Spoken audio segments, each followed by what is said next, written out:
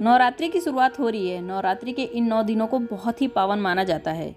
इस दौरान माँ दुर्गा के 9 स्वरूपों की विधि विधान से पूजा आराधना की जाती है। नवरात्रि के दिनों में लोग अपने घर में अखंड ज्योति जलाते हैं और माँ जगदम्बा की पूजा आराधना करते हैं। नवरात्रि में पूजा और व्रत के अलावा कलश स्थापना और जौ का बहुत अधिक महत्व होता है।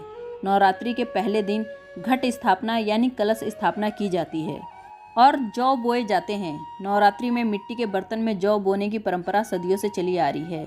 मान्यता है इसके बिना माँ दुर्गा की पूजा अधूरी रह जाती है। ऐसे में चलिए जानते हैं कि नवरात्रि में आखिर जौ क्यों बोए जाते हैं और इसके पीछे की धार्मिक मान्यता क्या है।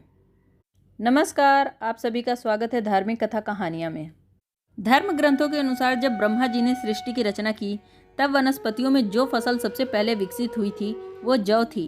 यही वजह है कि नवरात्रि के पहले दिन घट स्थापना के साथ पूरे विधि विधान से जौ बोई जाती है। इसके अलावा जब देवी देवताओं की पूजा की जाती है या हवन किया जाता है तो जौ अर्पित किए जाते हैं। जौ को सृष्टि के रचयिता ब्रह्मा जी का प्रतीक माना जाता है, इसलिए नवरात्रि के पहले दिन घट स्थापना के समय जौ की सबसे पहले पूजा की जाती है और उसे कलश में भी स्थापित किया जाता है। साथ ही यह भी कहा जाता है कि जौ अन्न ब्रह्मा के समान है और अन्न का हमेशा सम्मान करना चाहिए, इसलिए पूजा में जौ का इस्तेमाल किया जाता है। हमारे धर्म ग्रंथों के अनुसार सृष्टि की शुरुआत में पहली फसल जो उगी थी वो जौ थी, इसलिए जब भी देवी देवताओं की पूजा की जाती है तो हवन में जौ चढ़ाई जाती है। अन्यथा अनुसार नवरात्रि में जो जौ उगाई जाती है वह भविष्य से संबंधित कुछ बातों के संकेत देते हैं। नवरात्रि में बोया गया जौ 2 से 3 दिन में अंकुरित हो जाता है, लेकिन अगर यह ना उगे तो भविष्य में आपके लिए अच्छे संकेत नहीं है, यानी कि आपको कड़ी मेहनत के बाद उसका फल मिलेगा। जब जौ का रंग नीचे से आधा पीला और ऊपर से आधा हरा हो, इसका मतलब आने वाले साल का आधा समय ठीक रहेगा।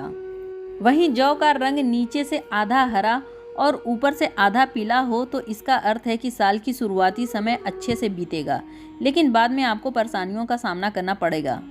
अगर आपका बोया हुआ जौ सफ़ेद या हरे रंग में उग रहा है तो यह बहुत ही शुभ माना जाता है। ऐसा अगर होता है तो मान लिया जाता है कि की गई पूजा सफल हो गई और आने वाला पूरा साल खुशियों से भरा होगा। हिंदू मान्यताओं के अनुसार जौ के बोने से उगने और उसके रंग से कई तरह के संकेत मिलते हैं।